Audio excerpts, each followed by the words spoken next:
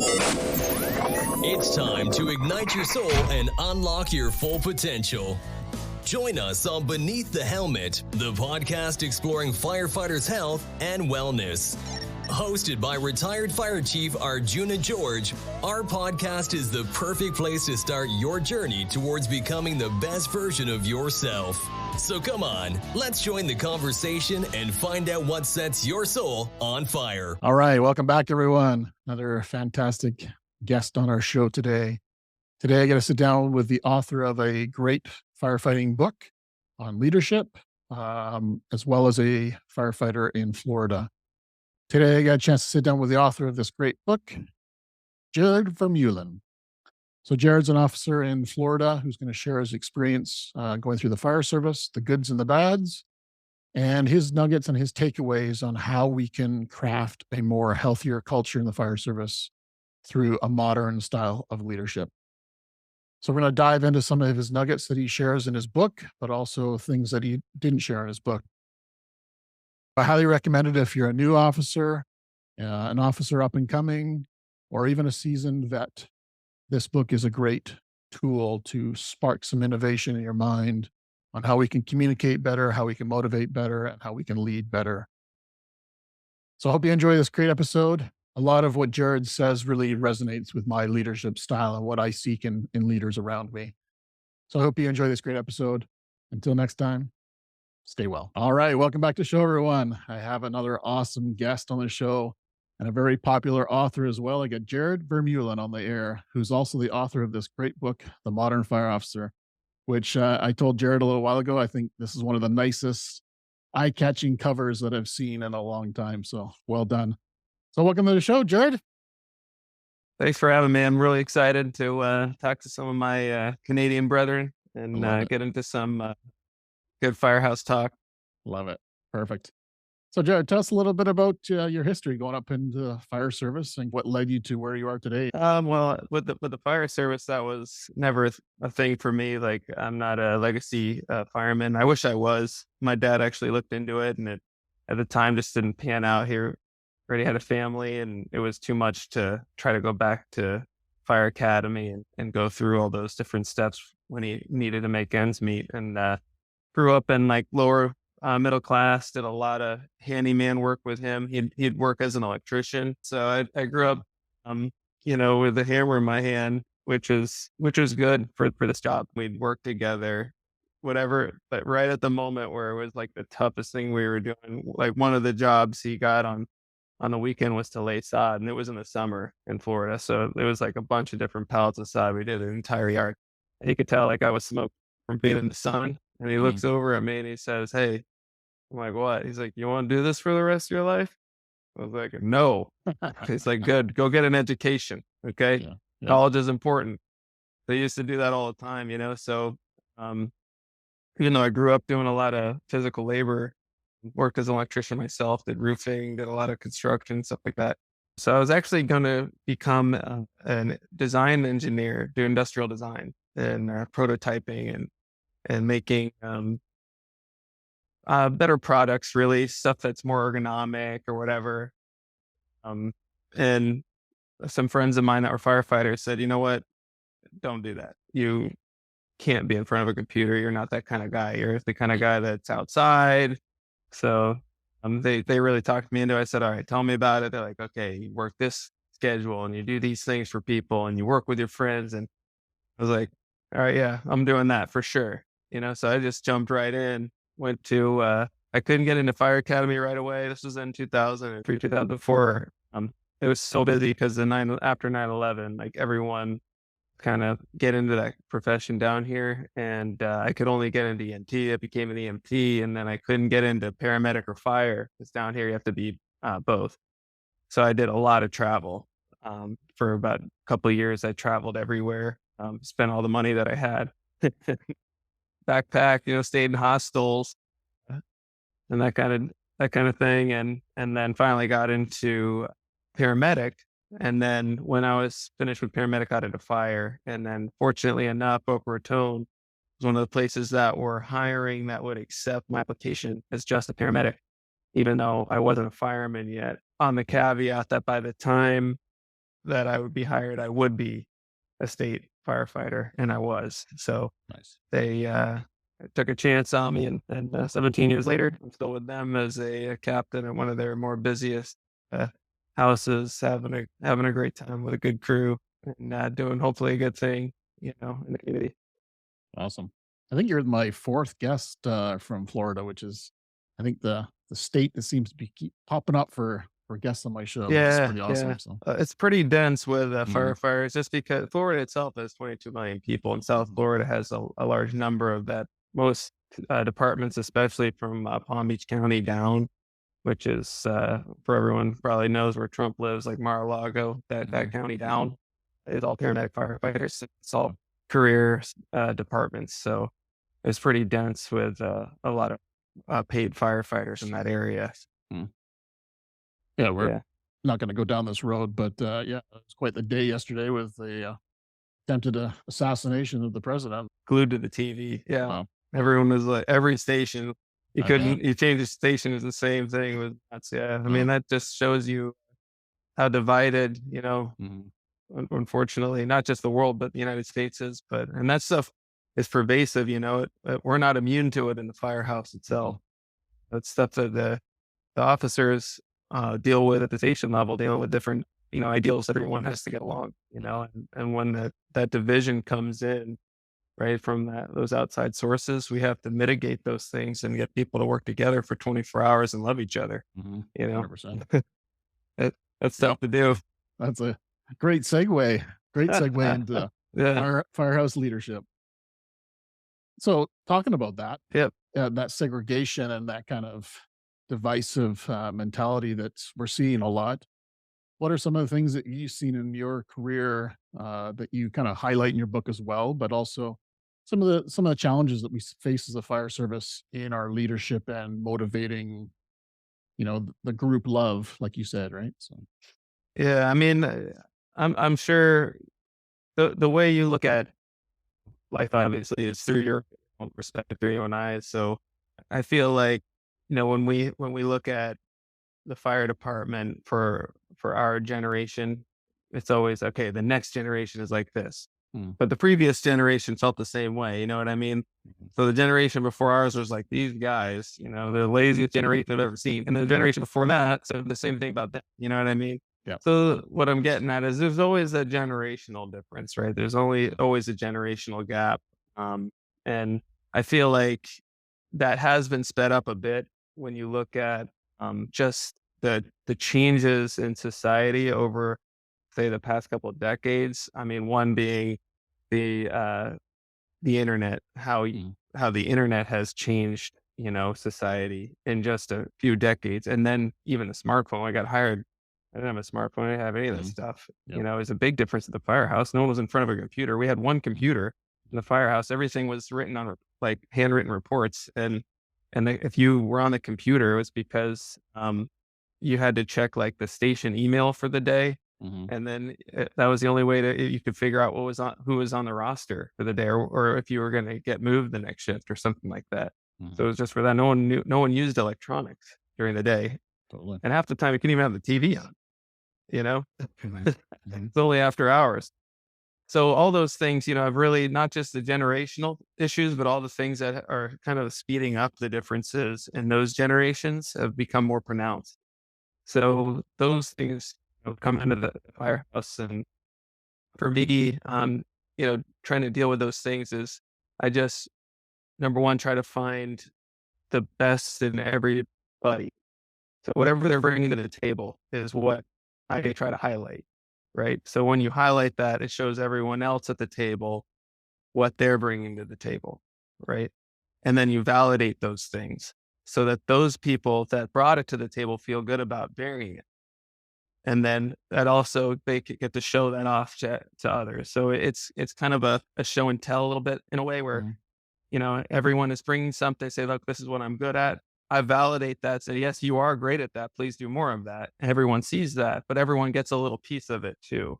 And then that mutual respect grows. And it's kind of, and that's why that leadership issue is such a big deal, is because you have to be the example in doing those things. You have to be the example in searching out those the different things that people are good at, people's strengths, right?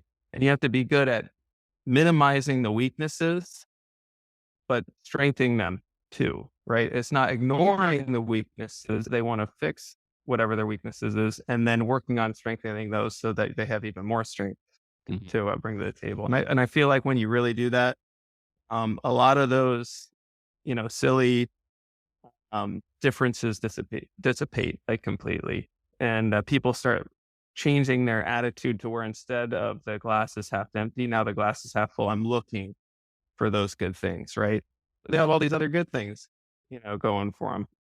And the other thing too is it's just having energy. I found a lot is big. The positivity part, but the energy part, because when you use that energy in a positive way, it really helps. Like for example, like we've had some younger people get hired after 19, 20 years old, right? And this at a career department, which is young for us in South Florida, which is good too in a lot of ways. But sometimes they'll come, they've never made a meal before, right? Not even for themselves. They may never have done laundry. They might not know what most of the stuff, in the toolbox is. And that's okay. We got a blank slate. So what I mean by energy is take your energy now and say, all right, you know what? Now I'm going to teach you. We're going to go through all this stuff. We're going to do all these things because guess what? Someone taught you that. Someone taught me that. My dad taught me all that stuff. He could have been the same way. Just what a bum. You were born knowing all this stuff. He could have just said, forget it. I can't believe you don't know how to do laundry. Could you imagine that if you were in a household, your mom was like, Totally. you don't know how to do the laundry yet? No. You're like, well, Yeah. could you teach me? And they're like, no, forget it. Just forget it. Although I wish my kids would be like, teach me the dishes. I was like, come on over. We're going to show you all kinds of stuff. We don't have the luxury to say, you know what, you should know that. I'm not showing you. And that's really like the attitude that we cannot have. But when you have that positivity and the energy for it, you look forward to doing it. So, and it takes work. And it takes a lot of work. It's not easy, and it takes a high level of function, right? Where you gotta, as a leader or formal leader, anyone in the firehouse that wants to do a good thing, you gotta come, pumped to work. What does that look like? How do you do that? What self-care do you do to make sure that you can, get to a place where you're right before you walk through those doors? Right? And I hear it over and over again that self-care is, I think more and more people understanding how important self-care is, but I'm also still seeing that self-care is kind of pushed to the side because they don't see the value of self-care to be the best firefighter when you start your shift. They just see that as Right. fluff on the side that, whatever. But if you want to be the best, most elite firefighter, you have to take self-care into consideration. Oh yeah. And it starts 100%. at home. It does. Starts at home. Like if you're not right at home, you better figure it out because you're not going to be right at work. I mean, work is an extension of home, right? So whatever makes you whole, which is most likely at home, you better make sure that you protect it with everything you have, and that takes hygiene, right? If you brush your teeth because you want to protect your teeth and you don't want dentures, right? So stuff that's the same thing. It takes hygiene to protect those things, keep them clean, keep them working. And unfortunately, sometimes people get so enamored with the job or where they ignore those things at home, right? And when that fails, then everything else crumbles. It's the foundation upon which we do this job. You mentioned the word energy and how important that was. What does energy necessarily mean to you? Like, are you talking about the amount of energy you show up to work in the morning, or what was that definition? Yeah, In your thoughts? it's really like a physical and a mental and emotional. You're not taking care of yourself. If you're not eating well, you're not sleeping well before work, you're staying up all night looking through TikTok or drinking or partying or whatever. Once in a while, sure, okay, we're human. We like to go have fun or whatever. But especially if you're in like a leadership role, you gotta have your wits about you. You gotta have good night's sleep. You gotta focus on having a clear mind. When you do those things and you do have energy because you're well rested, you're not fogged out, right? you're the brain fog, Oh, yeah. you don't have any of that. You can get to work, right? You can actually have energy. What we do as leaders is takes a lot of emotional currency, right? You're having like a real conversation with someone, even in the workplace, or when we're on a call, that's a serious call, right? That's taking emotional currency, man. So if we're not making sure that we're replacing it, putting it back in the bank, taking care of ourselves, meditating on the things that matter, doing that hygiene on our foundation, which is most likely our family, then that currency is going to go out and we're going to go bankrupt, right? And then we're going to have, a breakdown. And then, the spiritual side, if you're a spiritual person, which, most people are in some way, right? However you define that in your life, that's part of making you whole, right?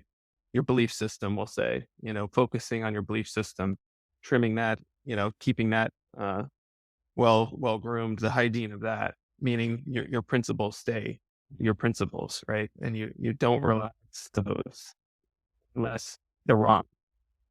You make sure that they safeguard you, you know, and all those things, take energy, right? And so the biggest way we put that energy back really is a lot of the physical side. And that's why I think, in the fire service, we're seeing a lot more education on nutrition, more education on how to sleep well, education on, hey, do you need to drink 10 energy drinks after noon? Yep. Probably not. It's probably not helping you sleep, which is even worse in this like this vicious cycle.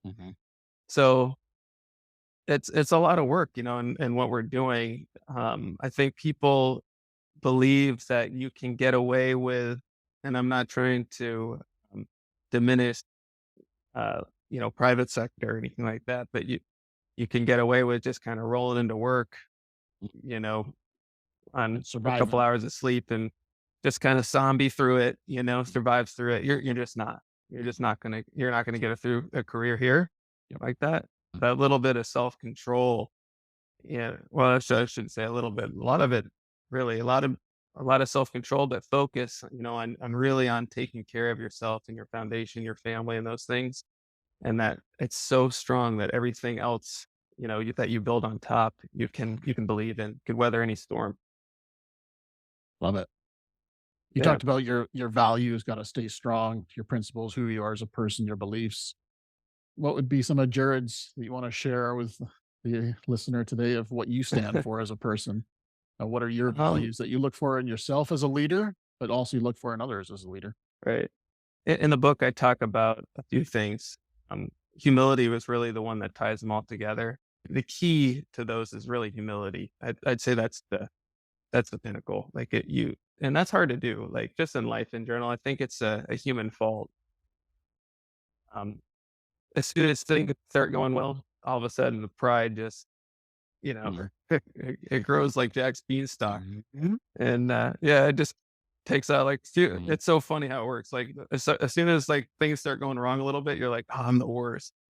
It's so extreme. But as soon as they start going well, like I'm the best there ever was, it's like, all right, somewhere in the middle, maybe, calm down. But humility really is, I think, the biggest one. And when you have that, then you can have empathy. Right. And then when you have empathy, then you can have the equality, part of that where you treat everyone the same because you realize everyone is the same, right? Because of that humility, that everyone has those same needs. You have those same needs, and put in those same situations, you'd be doing the same thing. When you focus on those principles that are important to you like that, and you make sure that you don't let anything start to wear them away or change them, that you could be pretty successful, when you work towards keeping those things close to you, those principles. So how could the listener fine tune their trait of being more humble? How do you work on being more humble? Any thoughts, sir? Yeah, that's really the $1 million question, where you're a speck really of stardust on another speck of stardust within a speck of stardust solar system amid another billion speck of stardust. for eternity off. But we are so insignificant, right? In with all things considered, I always can think of those types of things where like I truly have done nothing that amazing, and it's not to self-deprecate, right? It's just to say, that I've been given certain chances. All those things that I've been able to do is because someone showed me how to do it, right? And I owe it to them. And I think that's kind of the biggest way is just to say, to know your place in the universe, right? It's a very small place. And side note, that's also how I teach those trying to get hired to answer questions on the oral interview board. Little tad bit there. Let them know who taught you how to do it I like that. in the first place, right? So I'm very good at construction because my dad had the wherewithal to teach me how to do that, and I owe it to him. So I can show that I know something, but I also show that my appreciation to my dad for, Love it. doing that. And in the same way with humility, that's how you do it. You realize that you did not do any of this alone. Someone helped you. I mean, yeah, your blood, sweat, and tears made it happen, but someone taught you to do that. Love that. So give thanks, to the one. What does Jared think about the word vulnerability as a leader? I think that's a word that is an ugly word in the firehouse, but it shouldn't be. I think that you have to be open to your own mistakes, because if you think you don't have any, then you're a true fool. And if you think that you will never have any, then you're an even bigger. And to be open and honest about those things, number one, is just going to make you a better person, because then you'll be able to fix it and be better and work towards something to be better. But it also shows the people that you're working with that you're humble enough to do that, and that you're someone that will realize when something does not work appropriately and then make changes to fix it. Especially when that person, you as a leader, is someone that could be in charge of making a decision that could ultimately end somebody's life or their own as a subordinate. If you can be vulnerable, you are a strong person, right? To show someone who you really are, then you're a strong person. And when you truly are comfortable with yourself, and you worked to have self-esteem, to have self-control, and you work on the things that really matter to you, and you put that time in, then sure, be vulnerable, because you're confident in yourself, and other people can see that, and it makes a difference. And then it allows other people to enjoy that too, to have that strength, that inner strength. Love that. So why do you think there's still an issue that it's taboo and a bad word in the fire service? It's just another one of those traditions that are a harmful tradition, really, of the fire service. And I think that stems a lot from the paramilitary background, right? And that's, from a military standpoint, we don't have time to, discuss feelings, right? We have an objective, and we have to meet that objective. And a very interesting thing is with the military now, I can't remember if it was the Army, but they have changed the way that they train their drill instructors to be less militaristic, because they saw a huge decrease in the people coming into boot camp. So they changed the way the drill instructors did business, and they saw that the numbers increased, right? But what are we doing as a fire service? We're doubling down on that. And now we're seeing our numbers decrease, right? So we can say we're paramilitary, but at the same time, we're not following that example that they're doing now, because they're changing that way, because they're adapting to that decrease in the people coming through the doors, which is really interesting. Yeah, talk about change management. That must have been a shock to the military to make that big shift, right? Unfortunately, a lot of fire departments are doing is doubling down on old ways and not making any compromises. And a lot of times, compromise in the fire service, unfortunately, has a poor connotation when it should. It should be looked at as being progressive in a good way. And things change, through time, especially in social aspects. And how I look at our hiring processes today, we're not keeping up with private sector. Private sector looked at incoming generations and realized that we're not getting the best in the doors. They're not working here. Why are they not working here? Why can't we get the smartest men and women we can? And they started to change some things, right? To get the best they could come in. Fire service hasn't done it. So if you have any tattoos on your arms for the next 30 years of your career, you'll be wearing a long sleeve shirt in 100-degree Fahrenheit, South Florida, right? You cannot use any kind of tobacco product or which is fine, but it's a zero tolerance.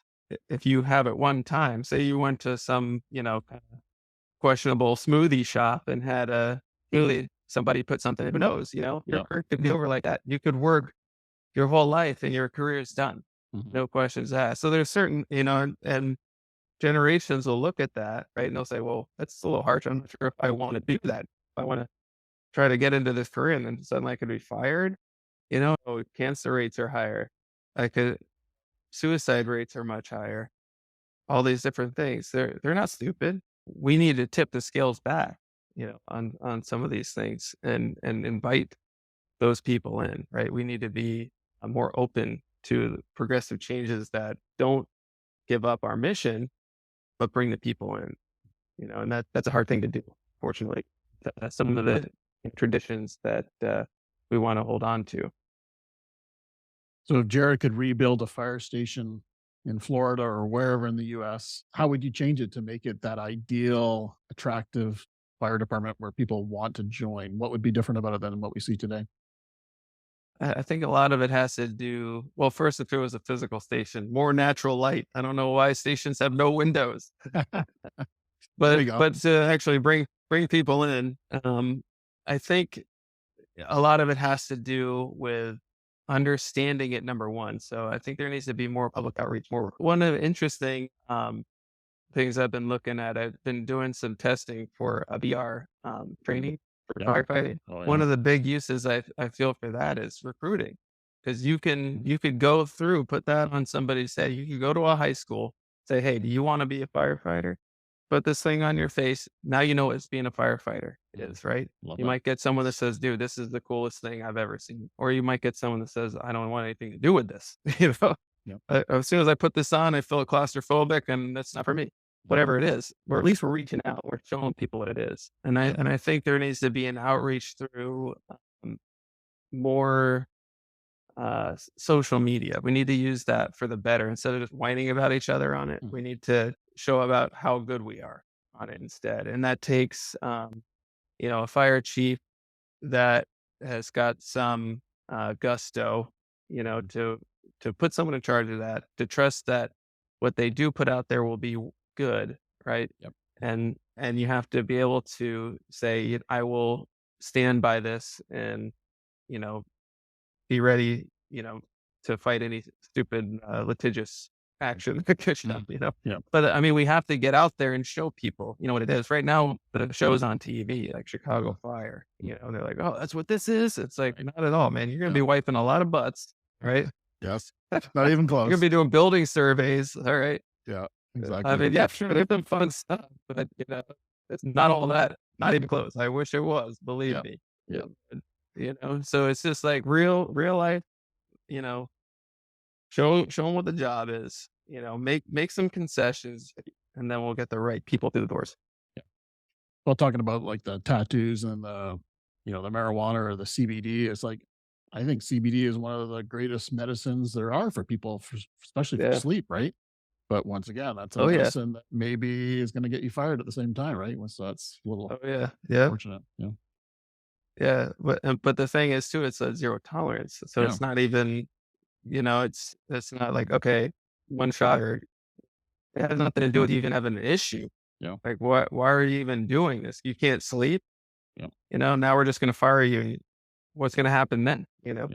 It's unfortunate, So how does leadership and mental health sync together? And love to hear your thoughts of how that syncs together, and maybe what gaps are there right now.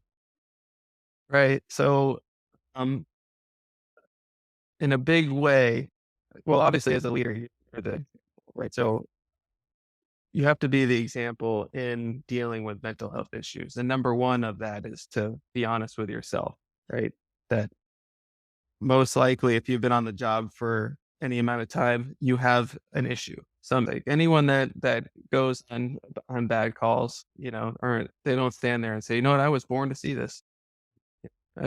I'm so glad I saw this today. But we're not meant to deal with these emergencies. So you have to come to terms where this is affecting you negatively, right? So once you do that and you have that truth, within yourself that, okay, this is not good for me, right? You can understand how to take care of those things, either by self-care, therapy, whatever it takes. And then once you have that body of knowledge, then you can try to show that as an example to those that you are overseeing, right? To where you show through that vulnerability that, hey, you know what? I do these things too. You should do those things, right? Be the example in that. Like if this thing really bothered you, then hey, this is what I did to get past these things. I used our peer support group. I used the therapist. I used whatever. If you need to talk, these are the things. I'm here for you. What it shows is that no one's alone, right? So after a bad call, I always when we come back to the station, I'm like, that bothered me. I'm not gonna lie. Like I didn't not like that. And this is why. And whether or not it bothered anyone or not, what it does is it shows that number one, no, you're not alone if you do feel that way and you just didn't speak up, right? But number two, that it's okay to feel like that, right? And that's what we need. It's just kind of more open communication, more of that tough conversation type communication. And then from a leadership role, you can also mitigate a lot of these issues by creating a firehouse environment where people feel safe, right? To do that, you can create an environment where you have training that can help these people handle the emergencies correctly, right? That they most likely are going to see, so that when they do encounter these things, they're able to do the best that they can, right? Mhm. So if you go into a terrible situation, right? Say it's a pediatric drowning, right? And you've got almost no training on that. And you're in an area like South Florida, that's a high probability, right? Everyone has a pool. There's waterways, canals, there's all kinds of stuff, right? And you've barely ever trained on it, and now your whole crew has it, right? And it doesn't go well, Yep. right? Regret. That's the biggest word, regret. That's what you're gonna feel, right? How do we mitigate that? Through training, right? If this is a call, we're most likely gonna see, hey, this is something that's really gonna hurt us if we don't train. We train on that like crazy. Guess what? That call comes. It still doesn't go well, but we did an amazing job at it. Guess what? You probably won't feel as much regret, right? Or guilt, or those things that make those mental health issues so much worse, right? And take so much more out of that emotional bank. To truly lead people, not just delegate activities, right? You can delegate 1,000 people. That's not really leading. That's, you know what I mean? That's delegating. Leading takes the knowledge of those people that you are leading. That's why span of control is low. And to do that, you have to really know somebody, to know them, to their strengths and their weaknesses. You need to know what they need, right? You need to know what their history is. And that's the big one. It's because, if you have someone on your crew that, say, lost a child, right? That's something they're never going to get over. That will always be there, right? Every call that you go on involving a child, you better believe that's in their mind, right? You as a leader, when you see that, you better think right away, firefighter this, Yeah. lost a child. How am I going to mitigate this situation? Not just this situation, but this situation, both of these, right? And that happens from the moment you find out about that history, right? To the day to day, right? Where you can have a conversation with that person and say, listen, like, I don't know what it's like to lose a child if you never have. Hopefully you never had. But whatever you need, right? You tell me. I will do whatever it is that you need for this. If we get a call with a child, what do you want? Do you want to do nothing? you'll do it, fine, whatever. Just whatever it is. You're giving them the opportunity to self-preserve their mental health. And if they did need time or whatever, then we give them that time. That's okay. We can deal with those things. But as a leader, you have to look for those opportunities in people's history and make sure that you help mitigate. But you have to really know your crew. And if you have a crew that changes, guess what you're doing? A lot of research, a lot of getting to know. Got to be vulnerable because if you're not, they won't be. You know? Totally. The other side of that is customer service, and that's such a hot topic, in the fire service right now, and it's because there's so much burnout, and it's related. Fire service and customer service and burnout, they're related completely.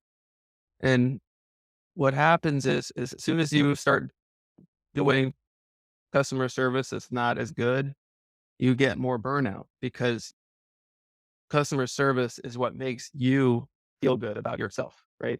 A lot of people think customer service is for the customer, or it's for the department, or it's for the city or the town or whatever.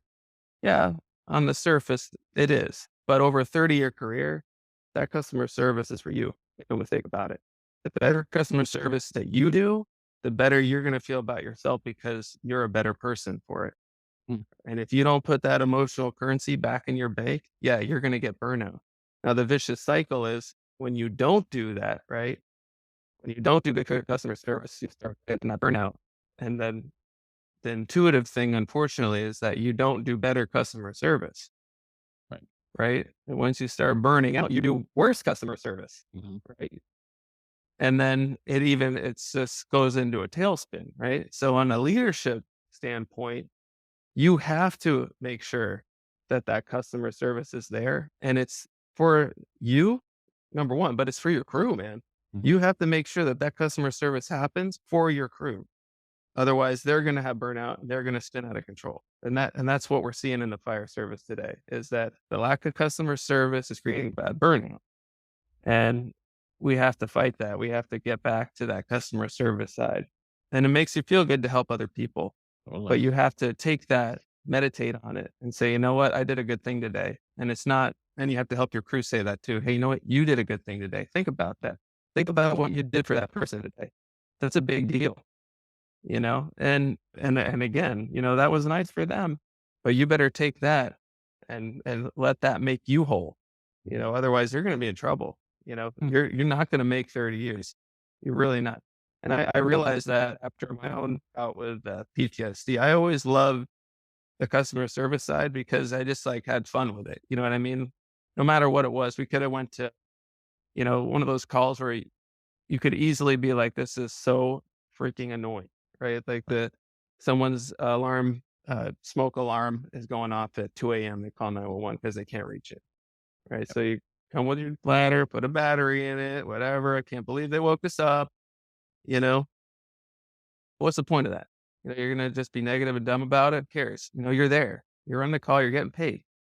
Instead, we're like, usually a lot of times it's like an older person say, hey, you know what? How you doing? Oh, I see the picture on the wall. Is that you? What do you used to do for work? Oh, that's great. Hey, Mhm. customer, yeah, we changed the battery. We had a good time. We learned something. Maybe they taught us something. Who knows? We feel good about ourselves. And you better be the leader in that as a leader, as the informal leader, right? Mm. You got to get your informal leader on board, whoever that is.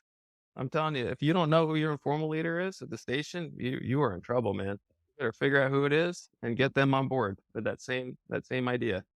But when you Wow. do those things, right, every call, you can put some emotional currency back in the bank, Mhm. right? So when you get those calls that pull it out, Yep. you're putting some back in. Otherwise, you're Wow. going bankrupt. It's Yep. got to be more. You got to save, right? Yeah.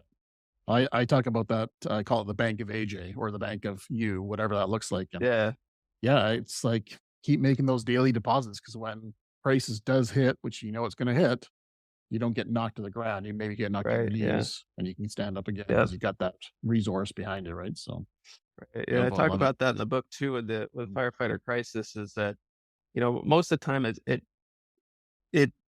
it does have to do with the things that take place at work, but usually the catalyst is something that takes place at home, right? It's some wherever you put your faith in, like whatever your solace is, whether it's your family or whatever it is, when that becomes shaky or destroyed, right? Like say like you are going through a divorce, that's the catalyst that starts the issue at work. That's the catalyst that, creates the PTSD.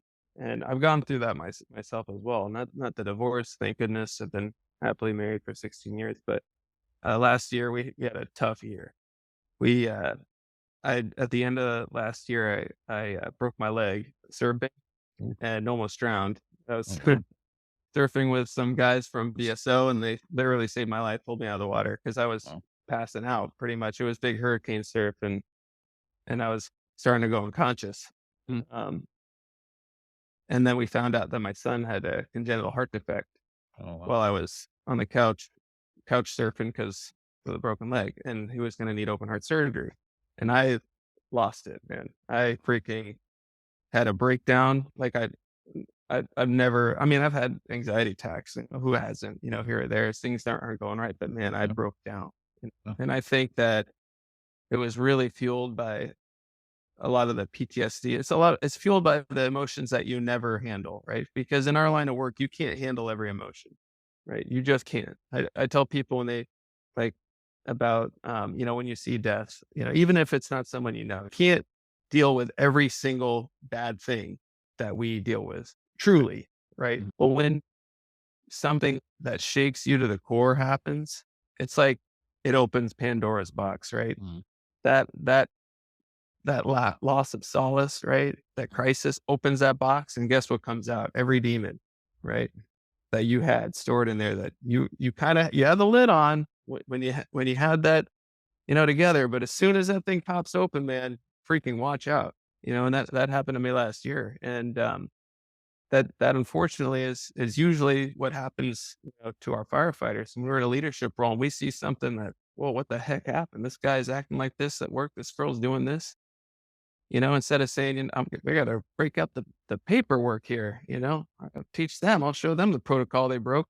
It has nothing to do with that at all. Usually it's some crisis that, you need to figure it out. You need to do some investigation with empathy. You need to figure out what the heck is going on with this person and help them to get better. If you really care about it. That's what this one is. It's you do that for the people you love, right? Yep. Just like with children. If you didn't like your children, you wouldn't give a crap what they did. If they want to go and have a tantrum or steal something or whatever, you'd be like, whatever, go ahead. I care about you. But we care about them. We want them to be a nice person, just like our, the people we work with, we care about them. We need to figure out what that crisis is to help. And like I said, a lot of times that is a catalyst that happens at home, Great. Trying to help people be whole. I love that lens on that, because that's a different perspective than I've heard from a lot of people. So appreciate you sharing that. That's great. Yeah, for sure. Yep. It's such a emotionally draining thing, but it's also emotionally rewarding. So it's when you look at an issue, right, a really emotionally charged issue, and it's like you're looking at a mountain. A lot of times you're like, oh my God, how do I scale this thing? But once you do, it's so rewarding, right? I agree. So it's worth it, So how do you, eat an elephant one bite at a time? In case you're wondering, if you want to eat an elephant. You think we spend enough time in the fire service talking about emotions, self-care, mental health, respect, humility, all those things we've been talking about in the last hour? Not even close. Not even close. Not even anywhere near it. And I think the proof is in the pudding. I was looking up some recent statistics, at least for American firefighters, and from the data, which on actual death reports says suicide, it's around 200 line of duty deaths from suicide per year. That's double, line of duty, regular line of duty, like injury or whatever, right? Yeah. And that's just who is brave enough to put suicide in death report, right? Now, could you imagine a methodology that we were using, a piece of equipment we were doing, a training session we were doing that killed 500, even 200 firefighters a year, doubled the line of duty deaths. Could you imagine how that would be changed in an instant? Mm. The ferocity of the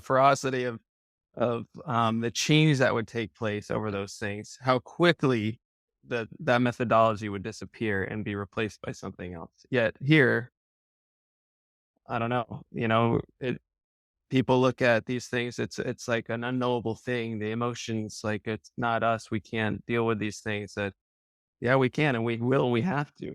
We have no choice, right?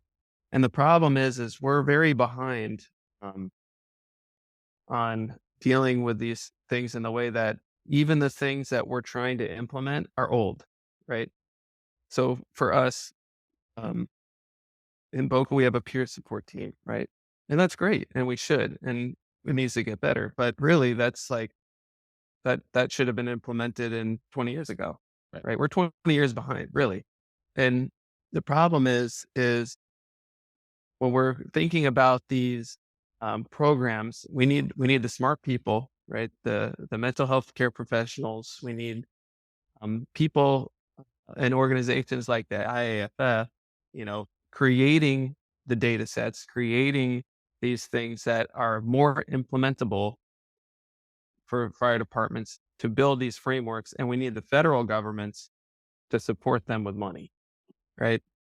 Because right now I feel like when we're creating these um, systems, it's almost like this. If you could imagine, the mental health issue is a rocket, right? And it is blasting off right now. I mean, we are losing firefighters to suicide and mental health issues, substance abuse, all those things, like exponentially, right? So if you're going to try to shoot that rocket with a gun, right?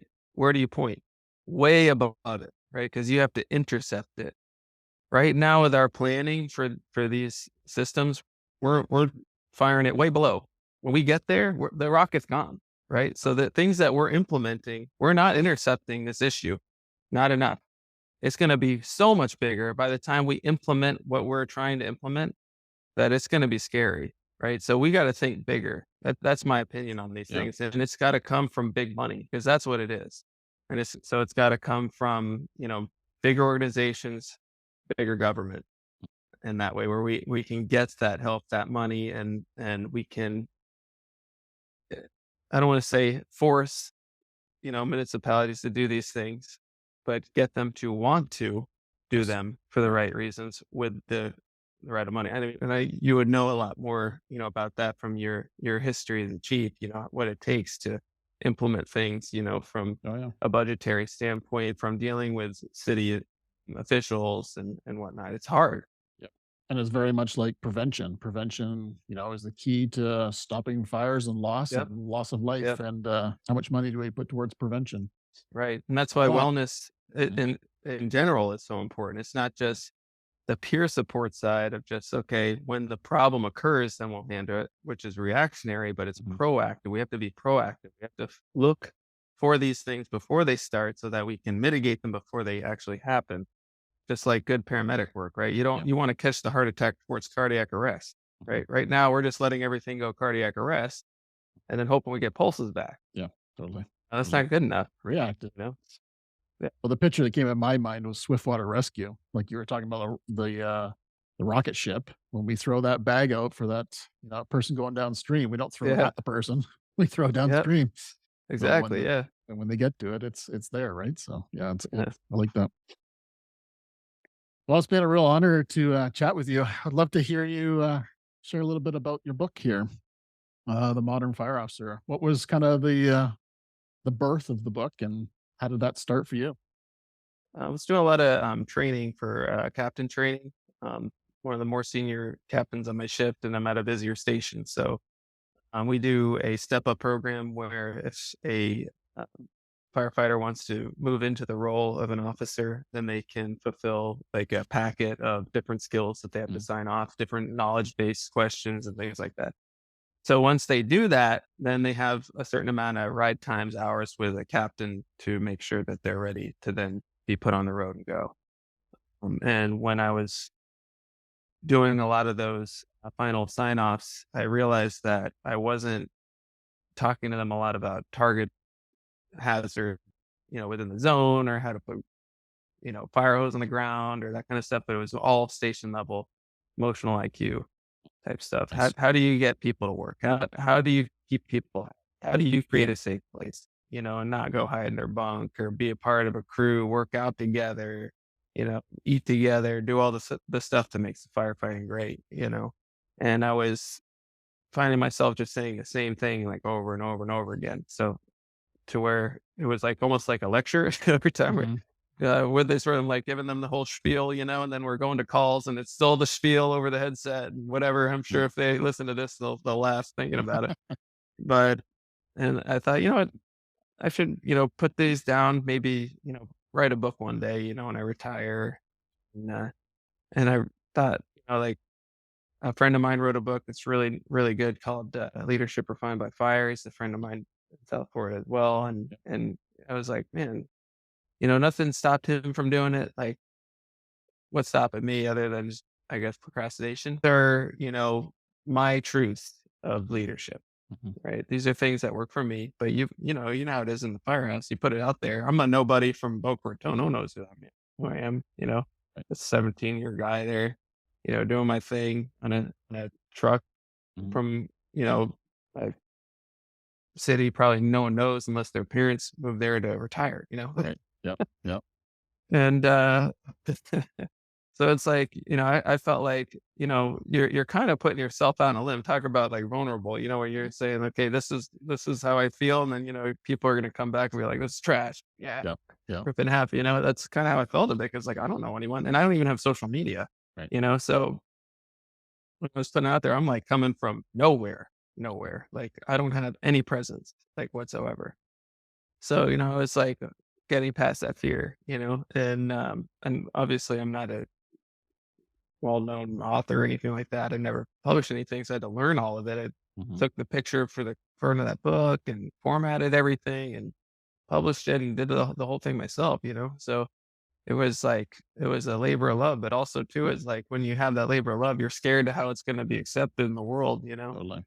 They had to get over that fear, but I got it out there, and it's got a lot of really good feedback, which I'm really happy about, because it talks about a lot of the intangibles. Like it's okay to be afraid, how to deal with um, the PTSD things, from a leadership standpoint.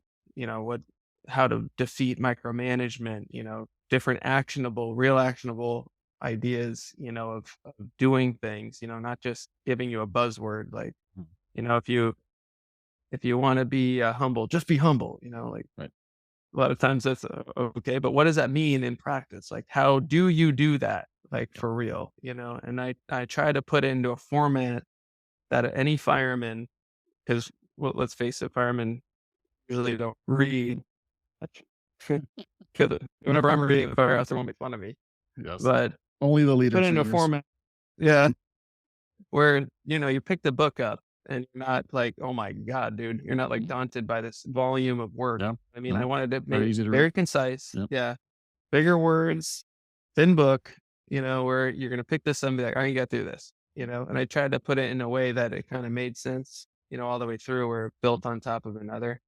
And it's funny, in the book, I use the illustration or metaphor as a leader, as a parent, right? Mm. Yeah. And it's Oh, yeah. funny because like 99% of people really enjoy that, but there's 1% that hates it, because it's like firefighters are kids. And it's like I agree with you 100%, and it has Yeah. nothing to do with that. Yeah. But as a leader, if you look to a parent as, you know as a mentor, and as all these things that they do, you can take those qualities that they show Mhm. and mimic those qualities. It has everything to do with the responsibility that a parent takes on, Mhm. and the qualities that they show, and the energy that they have for it, right? Because it's a labor of love, and take that and turn that into your leadership. And I really hope that the book is, help some people that have read it. I'm sure not, leadership is a work in progress. Some people are way ahead of the curve and some Mm. people aren't. Yeah. And maybe some people that are way ahead of the curve read it and they're like, okay, yeah, a leadership book. Mhm. whatever. Maybe someone at the bottom of the curve that's really just getting into it really takes something away. I think you knocked it And out of the park. So I appreciate that. yeah. Yeah. And, you know, I'll be 100% honest with you. And this is a fact. I didn't create leadership. Mm. You know, people that did the right thing taught it to me. People that did the wrong thing taught that to me as well. And I put it into words of what worked for me. Yeah. And I hope it works for somebody. Please leave a review on Amazon because that really helps. It sure does. Likewise. Yeah. Likewise. Yeah. Um, why not traditional fire officer? What's the difference there? Modern fire officer and traditional fire, Right. So that's so where's the modern come from? What's the, interesting there? the modern part is the departure from that paramilitary type structure, like we talked about, where Yeah. you're so focused on the objective, right? That you're not focused on the intangible, right? And I think that's really what got us into the situation is that we have an objective to hit and we're hitting that. And so Mhm. buck up and dry your eyes and, and this is how we're getting it done.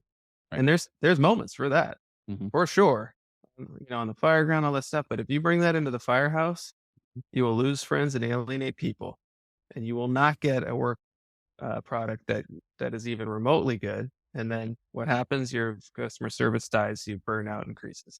Yeah. Couldn't agree So more. yeah, so you gotta, what do we do at the fire station level? How do we turn that off on the street and turn on something else in the firehouse? And that's where that book comes from, and that's what makes a leader modern, Love it. right? And takes away from that traditional sense. Yeah. Good stuff. Love it. So how can people find your book and order a copy for themselves? It's pretty much, I think, on like every major platform. It's the biggest one is Amazon, I guess, because everyone has that, at least in the probably North America. It's also in like Barnes and Noble. It's on a bunch of different um, avenues. I think a few library systems have even bought it, so Nice. you might be able to check that. It's on Audible and Spotify and different listening platforms as a stream. If you're already tired of my voice, then you don't have to hear it because a friend of mine did The voice? did the voiceover, so Nice. you won't have to hear Nice. my monotone voice for another few hours. And then it's also in ebook. If you went to my website, modernfireofficer.com, it's without the, so it's modernfireofficer.com. There's a bunch of different avenues that you could get it. And also, if you wanted to reach out to me, you could email me through that. It's a modern officer, whatever email, but it goes actually to my personal email. And I'll Beautiful. respond to that. Yeah. Okay. I'll make sure it's in the show notes for everyone to connect with you and buy this great book that you've put out into the world. So last Thank you very question much. for Jared is, what does Jared need more of in life to thrive even more than he is right now? What do I need more of life, man? In life. In life. Oh, in life. Mm, um, I Just show think. up as the best Jared. Oh man. Right now, I guess as you get older, you lose that energy. I'm watching my Mhm. kids run around in circles. I'm like, man, I wish I had that right there. Right. More of that. So I got to get better sleep and drink less bourbon. That's that's half of that is my fault. But There yeah, you go. probably that. But I would say the biggest thing really is, especially after what happened last year, is making sure that the health of my family Mhm. is as top notch as it can be. And I think that's where like true happiness for me really comes from. So as long as I really focus on them, keep the focus on them, I think my happiness will really shine through, and that's what'll give me that energy to be the better me. Beautiful. Beautiful. And on that note, how's your son today? He's perfect. I mean, the crazy Cool. thing is he never had a symptom at all. We actually found this on accident, and even the pediatric cardiologists were surprised. They're like, why did you bring him in there for this? Because it's so rare, but thank God, the group of pediatric cardiologists that was handling his case all unanimously agreed that it was a benign issue for now. So we didn't have to go through, change his life in any way or whatever. Cool. So just like, thank God, that we didn't go through that and that he's okay. Yeah. Good stuff. Good stuff. Yeah. How long were you off work with your broken leg? I broke it September 15th last year, and I was on Christmas. So Oh, that's not too everyone was bad. making fun of me because that was like the only guy to ever come back from light duty to Christmas. Yeah, no kidding. Yeah. I'll come back January 2nd. Yeah. So, which I thought was hilarious, but yeah, I was ready to get back to work and get off the couch, man. Like, I bet. you know how it is when you like to be out and doing stuff and you're Yeah. stuck with your leg in the air. That's hell on earth, man. Yeah. Yeah. Beautiful. What's one key message you want to finish with our conversation today that you want to make sure that our listener today walks away with and doesn't get missed? What's one key message? I'd say focus on your foundation. No matter if you're a leader or not, right? Because truly everyone in the firehouse is a leader. You're a leader in something, right? You were hired for a reason, right? Because you were good at something, right? And you can teach that to somebody else. And in that way, you're a leader. So everyone's a leader. Focus on your foundation, right? That'll make you a better leader, a better person, and someone that people will want to work with. Love it. Perfect. Great way to finish. Jared, it's been an absolute honor. All the best to you in this coming year of you and the summer coming up and your family and you thriving with your foundation of your family. So that's awesome. Thanks, man. Same to you. All the best to you, and really appreciate your time sharing your message with everyone today.